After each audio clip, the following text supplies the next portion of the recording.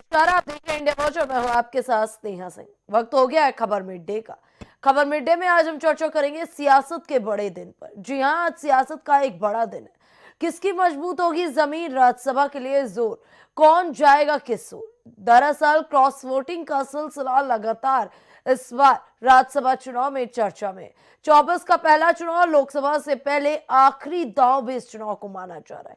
Voting शुरू हो चुके और पूरे तरीके से क्रॉस वोटिंग को लेकर के लगातार चर्चा हो रही है। वहीं समाजवादी पार्टी को एक तगड़ा झटका लगा है। समाजवादी पार्टी विधायक मनोज पांडे ने विधानसभा में पार्टी के मुख्य सचेतक पद से इस्तीफा दे दिया, क्योंकि मुद्दा बहुत ही ज्यादा गंभीर हो रहा है। लगातार दल छोड़ने का सिलसिला जारी है। फिलहाल शुरू करते हैं चर्चा, और चर्चा के लिए हमारे साथ हमारा एक्सपर्ट पैनल जुड़ चुका है। आपको मिलवाते हैं हमारे एक्सपर्ट पैनल से। बीजेपी नेता विकास पांडे, वरिष्ठ पत्रकार अमिताभ कुमार। पहले तो आप दोनों का इंडिया वॉच में बहुत बहुत स्वागत है। जी विकास जी,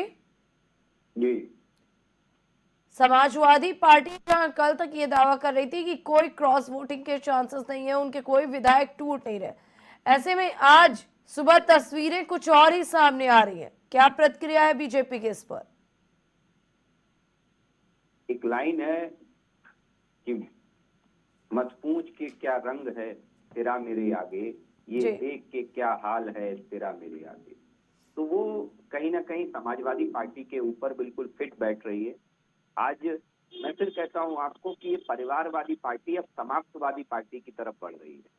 और समाप्तवादी पार्टी इसलिए क्योंकि मनोज पांडे जैसा पिलर, अभी हमारे सम्मानित साथी ने भी कहा कि बहुत टाइम से मनोज पांडे समाजवादी पार्टी के हर अच्छे बुरे समय में हमेशा साथ खड़े रहे, लेकिन अखिलेश यादव जी के नेतृत्व में समाजवादी पार्टी में जिस तरह से जबरदस्त रूप से फूट हुई, चाहे पहले आपने देखा हो चाचा अलग हुए पार्टी से, ठीक है, बाद में किन परिस्थितियों में चाचा जुड़ गए अलग विषय है। बीच में आजम खां भी नाराज रहे, काफी समय तक आजम खां को भी किनारे किया रखा गया समाजवादी पार्टी। तो मुझे लगता है कि परिवारवादी पार्टी का अपना काम करने का तरीका है, और जितनी भी परिवारवादी पार्टी के दल हैं, चाहे आप राष्ट्रीय स्तर पर ले लीजिए चाहे उत्तर प्रदेश के अंदर, इनकी दशा यही होने वाली है। इनके यहाँ जितने भी लोग जिन्होंने इन पार्टियों को आगे बढ़ाया है, वो सबके सब अपने आप को आज ठगा हुआ महसूस कर रहे हैं। ठगा हुआ इसलिए कि वहां भी राष्ट्रीय अध्यक्ष वही बनेगा जिस पर नेतृत्व का वीटो लगेगा। यहाँ राष्ट्रीय अध्यक्ष एक परिवार के अलावा बनता नहीं है। मुख्यमंत्री भी वही बनेंगे, राष्ट्रीय अध्यक्ष भी वही बनेंगे, परिवार के इर्द गिर्द घूमने वाली ये पार्टियां हैं। तो इनमें छोटे कार्यकर्ताओं को, मनोज पांडे जैसे कार्यकर्ताओं का अभ्युदय हो ही नहीं सकता है। इनके विकास को अवरुद्ध कर दिया जाता है। एक लिमिट के बाद इनका आगे बढ़ना संभव ही नहीं होता है, जिसका परिणाम आज आपके भी सामने है। स्नेहा जी, आप देख रही हैं समाजवादी पार्टी को बड़े बड़े दिग्गज नेताओं ने छोड़ा। ये कोई मनोज पांडे एक नाम नहीं है, लेकिन मुझे लगता है कहीं ना कहीं, फिर मैं स्पष्ट रूप से कहूंगा, हमारी राष्ट्रवादी नीति और राष्ट्र को केंद्र में रखकर काम करने की भारतीय जनता पार्टी की शैली, जो मुझे लगता है विरोधी नेताओं को भी आकर्षित कर रही है, जनता को तो कर ही रही है। क्योंकि जनता को अगर हम आकर्षित नहीं कर रहे होते तो उत्तर प्रदेश में 40 साल के बाद हम दोबारा सत्ता में नहीं होते। केंद्र में कांग्रेस के बाद लेकिन विपक्ष पूरा कह रहा है कि खरीद फरोख्त और पूरी तरीके से डरा धमका के तोड़ा जाता है नेताओं को। कुछ तो लोग कहेंगे, लोगों का काम है कहना। तो ये कहने के लिए तो तमाम बातें हैं। जब माननीय मोदी जी मुख्य प्रधानमंत्री बनते हैं तो ईवीएम खराब हो जाती है, लेकिन वही जब आप तेलंगाना में जीत जाएंगे, आप कर्नाटक में जीत जाएंगे, उन ईवीएम को बिल्कुल ठीक करार दे दिया जाता है। तो ये बड़ी दोहरी नीति विपक्ष के पास रही है और बड़े समय से है। ये कोई पहली बार नहीं है कि जो भटका हुआ विपक्ष है। मैं फिर कहता हूं आपको, अटकाओ, भटकाओ और लटकाओ, ये नीति है विपक्ष की, ये नियत है विपक्ष की, ये नेतृत्व है विपक्ष का, जिसकी वजह से इनकी पार्टी भी इनकी नीति उसी नीति पर चल रही है। अटकाओ, भटकाओ और लटकाओ। इन्हें खुद में नहीं पता है कि इन्हें क्या कहना है और क्या करना है जनता के लिए। ठीक है अमिताभ जी, विकास जी कह रहे हैं कि पूरी तरीके से विपक्ष के खेमा समाप्त होता जा रहा है। उन्होंने कहा कि समाजवादी पार्टी समाप्तवादी पार्टी बन जाएगी और जो मौजूदा स्थिति है वो कहीं ना कहीं कुछ और ही इशारा करेगी। समाजवादी पार्टी के दिग्गज चेहरे समाजवादी पार्टी का साथ छोड़े, क्या बड़ी वजह है? नहीं, मुझे लगता है कि खत्म हो जाएगी जैसी बातें अभी नहीं करनी चाहिए और जी भारतीय जनता पार्टी को भी बहुत सावधान रहना चाहिए। जिस ढंग से भारतीय जनता पार्टी तोड़ फोड़ कर रही है और दूसरे दलों के लोगों को अपने यहाँ लाने की कोशिश कर रही है, मुझे लगता है कि भारतीय जनता पार्टी का जो मुख्य चरित्र रहा है वो सिद्धांत आधारित लोगों को की ही पार्टी रही थी। ठीक है, और काफी साल के बाद 90 के बाद जो है बहुत तेजी से इसकी गिरावट शुरू हुई और ऑलमोस्ट खात्मे के कगार पे। समाजवाद अब जो है कहने की चीज रह गई है, लेकिन समाजवाद के अपने जो सिद्धांत हैं उसके प्रति जिन लोगों का समर्पण रहा है जी वो एकदम से भारतीय जनता पार्टी के तौर तरीकों को अपना ले, क्योंकि जो वो सेक्युलर माइंडसेट जो होता है ना, उसको बहुत मुश्किल है कि फिर आप एक उसमें किसी एक धार्मिक आधार में उसके प्रति समर्पण वगैरह उसके अंदर आए। इतना करेक्शन होना आसान नहीं है। जी विकास जी जी दीजिए जवाब।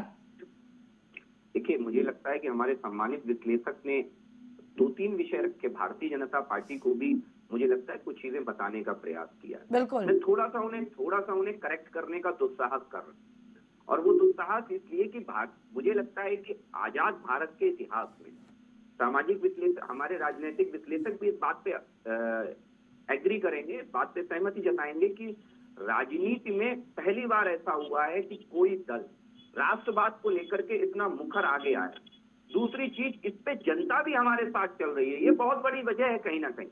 और जब जनता का, देखिए, राजनेताओं का सबसे पहला उद्देश्य होता है कि जन समर्थन किधर है, और जन समर्थन जिधर होता है कि राजनेताओं का झुकाव भी उस तरफ हो जाना स्वाभाविक बात होती है, इसमें आती है। मुझे लगता है कि पहली बार ऐसा हुआ है कि आजाद भारत के इतिहास में कांग्रेस पार्टी के पास कोई राजनीतिक दल इतने लंबे समय तक केंद्र की सत्ता में शासन कर रहा है। उसके बाद उत्तर प्रदेश में भी पिछले 40 साल में पहली बार ऐसा हो रहा है कि कोई राजनीतिक दल एक टेन्योर से ज्यादा उसे शासन करने के लिए उत्तर प्रदेश की जनता ने पूर्ण बहुमत दिया। तो ये कहीं ना कहीं वजह जरूर छोटी लग रही होंगी, लेकिन कारण बहुत बड़े हैं, इनके मूल बहुत बड़े हैं। ये अन्य नेताओं को भी, आम जनता को जैसे आकर्षित कर रही है भारतीय जनता पार्टी की तरफ, अन्य नेताओं को भी हमारी तरफ आकर्षित कर रही है। दूसरी चीज, समाजवादी पार्टी को लेकर के आप स्पष्ट रूप से समझ लीजिए, मुझे लगता है कि ये विशुद्ध रूप से लोहिया जी के समाजवाद से भटकी हुई समाजवादी पार्टी है। क्या लोहिया जी के समाजवाद में ये था कि वो तुष्टीकरण को बढ़ावा दे? क्या लोहिया तो जी के अमिताभ जी समाजवाद भी तो यही बात करें विकास जी। अमिताभ जी कह रहे हैं कि जिन सिद्धांतों, जिन मूल्यों की बात करती है बीजेपी, अगर अन्य पार्टियों को, नेताओं पर इतने गंभीर आरोप हैं और उन्हें अपनी पार्टी में शामिल कर रही है, तो कहीं ना कहीं भटक तो बीजेपी भी रही है ना, क्योंकि नेता तो वही जा रहे हैं ना, चेहरे तो वही जा रहे हैं ना। देखिए, फिर मैं कहता हूँ आपको जी कि चेहरे जाने से कुछ नहीं होता। आपको मैं एक चीज और बता दूं आपको, जी मैंने कई मंचों से ये कहा है कि शुभेंदु अधिकारी भारतीय जनता पार्टी में शामिल हुए, तमाम हाय तौबा पूरे विपक्ष ने मचाई कि उनके ऊपर तमाम एलिगेशन हैं, ईडी जांच कर रही थी, सीबीआई उनके ऊपर जांच कर रही थी। लेकिन आपको बता दूं मैं, सीबीआई ने उनके खिलाफ चार्जशीट लगाई है, एफआईआर नहीं लगाई है, और चार्जशीट बाकायदा हमारे सम्मानित राजनीतिक विश्लेषक भी जानते होंगे। तो भारतीय जनता पार्टी में आने का, समर्थन देने का ये अभिप्राय नहीं है जो निकाला जा रहा है, उसका निहितार्थ आप गलत तरीके से निकाल रहे हैं। मेरा आग्रह है आपसे कि हमारे यहाँ आने का ये मतलब नहीं है। आपको अपने आप को प्रूव करना पड़ेगा और भारतीय जनता पार्टी की विचारधारा को लेकर के आगे बढ़ना पड़ेगा। चाकू अंगुली माल जब राम राम जपते हैं तो कालिदास हो जाते हैं। तो मुझे लगता है कई ऐसी चीजें जो हमारे राजनीतिक विश्लेषक महोदय भी समझने का प्रयास करेंगे। भारतीय जनता पार्टी अपने मूल्यों से न भटकने वाला राजनीतिक दल है, चाहे कोई आ जाए।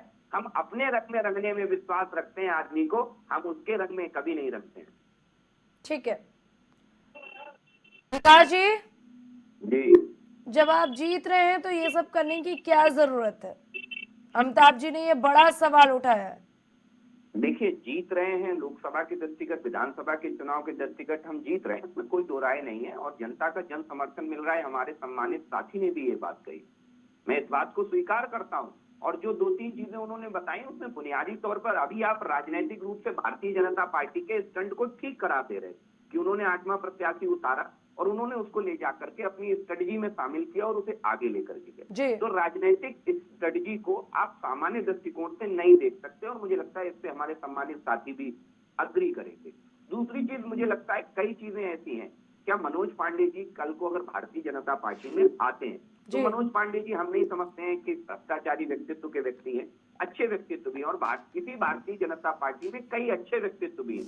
दूसरी चीज, जहां तक उन्होंने एक माननीय विधायक की बात की, तो मुझे लगता है कि शीर्ष नेतृत्व तो हमारा हर चीज को बहुत बारीकी से देखता है, क्योंकि नेतृत्व ऐसे हैं, आप भी जानती हो कि आने वाले लोकसभा चुनाव में कईयों की सांसें अटकी हुई हैं कि भारतीय जनता पार्टी कब किसे चुनाव मैदान में उतार दे। जी। ये एक बड़ी वजह है, और कई ऐसे लोग भारतीय जनता पार्टी में शामिल हुए, लेकिन भारतीय जनता पार्टी में वो जिस लोभ और लालच में शामिल हुए, बहुत से लोगों का वो लोभ लालच पूरा भी नहीं होने दिया पार्टी ने। यह भी हम हमारे लगता है सम्मानित साथी स्वीकार करेंगे। तो यह भी भारतीय जनता पार्टी में संभव है कि हम इन सारी चीजों को बैलेंस करके चलते हैं। राजनीति की किताब से होती है, वो गणित की किताब से, सामाजिक किताब से हो नहीं सकती। तो राजनीतिक दृष्टिकोण में भारतीय जनता पार्टी ने जब जन समर्थन हासिल किया तो हमने 370 को अलविदा कह दिया, कश्मीर से अलविदा कह दिया।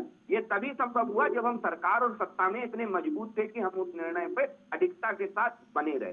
तो अभी आप स्वीकार स्वयं में कर रहे थे कि अब हमें जय श्री राम बोलने में दिक्कत नहीं होती है, और तमाम ऐसी सरकारें रही हैं। हमारे साथी को भी ये बात बहुत अच्छे से आदरणीय बंधुवर को पता होगी कि बहुत सी ऐसी सरकारें रही हैं जिन्होंने तुष्टीकरण की वजह से अपने ही धर्म को, अपने ही संप्रदाय को, अपने ही सनातन को स्वयं से चोट बहुत पहुंचाई, स्वयं से बहुत चोट पहुंचाई। और मैं निसंदेह इनकी इस बात में भी सहमति जताता हूं कि हमारा सनातन इतना उदार है, इतना विशाल है कि आज अगर सारे फिरके कहीं पाए जाते हैं तो वो हिंदुस्तान में पाए जाते हैं, ना कि मुस्लिमों की किसी कंट्री में पाए जाते हो। तो मुझे लगता है कि ये एक बड़ी चीज है जिसको लेकर के हमारे धर्म को भी बड़े परिप्रेक्ष्य में देखने की जरूरत है।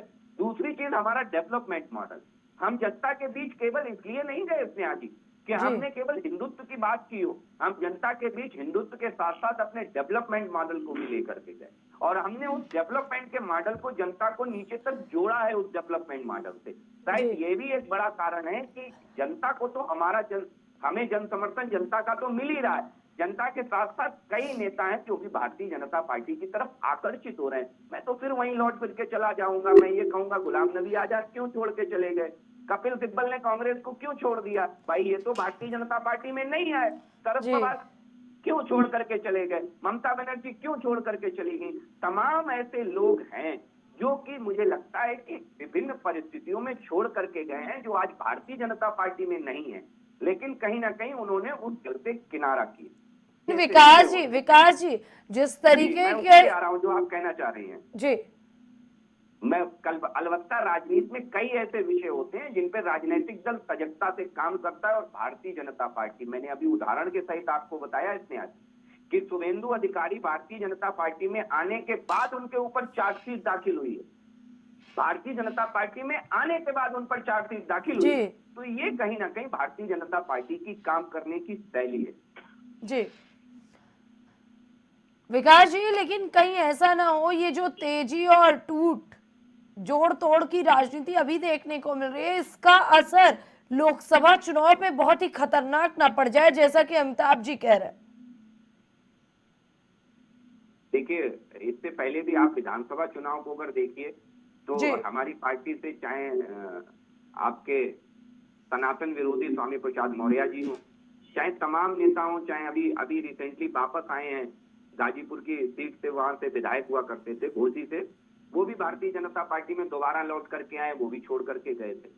तो तमाम ऐसी चीजें होती रहती हैं राजनीति में, लेकिन फिर वही बात है कि ये हमारी पार्टी की रीति और नीति और व्यक्तित्व पर निर्भर करता है, हमारे नेतृत्व क्षमता पर निर्भर करता है कि हम चीजों से कैसे हैंडल करते हैं। तो भारतीय जनता पार्टी मुझे लगता है कि बहुत पारदर्शिता के साथ चीजें देख रही है और बड़ी सजगता के साथ चीजों पर नजर बनाए हुए भी है।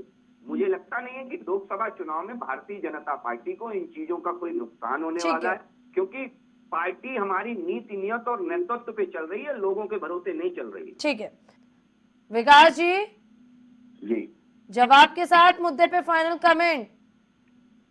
देखिए, भारतीय जनता पार्टी अपने विचारधारा से हम 2 सीटों से सफर तय करते हुए हम संघर्षों से यहाँ तक आए। और मुझे लगता है कि संघर्षों से निकले हुए अगर राजनीतिक दल की बात होती है तो एकमात्र भारतीय जनता पार्टी है जो संघर्षों से निकल करके आज शिखर पर पहुंची है। बहुत अच्छे से हमारे नेतृत्व को पता है कि हमें जी। कब, कहां और क्या करना है। मुझे लगता नहीं है कि इसमें हमारे नेतृत्व पे किसी भी प्रकार के उनके निर्णयों पे शक करने की कोई गुंजाइश बनती है। दूसरी चीज, कई चीजें ऐसी होती हैं कि जो भारतीय जनता पार्टी में आ जाता है वो दबाव की वजह से आ गया, लेकिन अगर वही समाजवादी पार्टी के राज्यसभा टिकट पर कपिल सिब्बल चुनाव लड़ते हैं तो वो मुझे लगता है कि विशेष परिस्थितियों में आ गए होंगे। वही गुलाम नबी आजाद अपनी अलग पार्टी कांग्रेस छोड़ करके बना लेते हैं, वो विशेष परिस्थितियों में चले गए होंगे। वही शरद पवार अगर चले जाते हैं और अलग राजनीतिक दल बनाते हैं तो वो विशेष परिस्थितियों में चले गए होंगे। तमाम ऐसी चीजें हैं जो राजनीतिक प्रेरित आरोप होते हैं, जो मुझे लगता है कि भारतीय जनता पार्टी पर राजनीतिक दृष्टिकोण से भी लगते रहे और लगते रहेंगे। हम भारतीय जनता पार्टी को इन आरोपों से कोई फर्क नहीं पड़ता। जो भी व्यक्ति भारतीय जनता पार्टी की रीति नीति में विश्वास जताता है, और यह भी तय है कि भारतीय जनता पार्टी की रीति नीति, रामायण वही पढ़ेगा जिसके हृदय में प्रभु राम के लिए जरा भी गुंजाइश होगी। तो जी। मुझे लगता है कि भारतीय जनता पार्टी से प्रेम करने वाला व्यक्ति गलत रास्ते पर नहीं जा सकता है, और भारतीय जनता पार्टी ने ये चीजें अपने अंदर डेवलप की हैं। अब एक ऐसा संस्थान बनाया है भारतीय जनता पार्टी ने इस राजनीति में कि मुझे लगता है कि वो अपने कार्यकर्ताओं के बलबूते राजनीति में आगे बढ़ी है और आगे बढ़ती रहेगी। नेताओं का आना जाना ये कुनबा बढ़ाने के लिए हो सकता है, लेकिन भारतीय जनता पार्टी की जो रीति नीति है वो हमेशा कार्यकर्ता केंद्रित रही है, और नीचे से निकल करके कोई व्यक्ति आता है जो भारतीय जनता पार्टी में सेवा करता है। आप उठा करके देख लीजिए, चाहे भजन लाल शर्मा हो, चाहे मोहन यादव हो, और चाहे छत्तीसगढ़ के हमारे मुख्यमंत्री हो, तमाम ऐसे नेता हैं जो जमीन से निकल करके आए हैं, जो जमीन से उठ करके आए हैं। नेतृत्व वो करते हैं, नेतृत्व भारतीय जनता पार्टी का ऐसा ही सामान्य कार्यकर्ता करता है। फिलहाल हमारी चर्चा में बस इतना ही। आप सभी का बहुत बहुत धन्यवाद। एक बार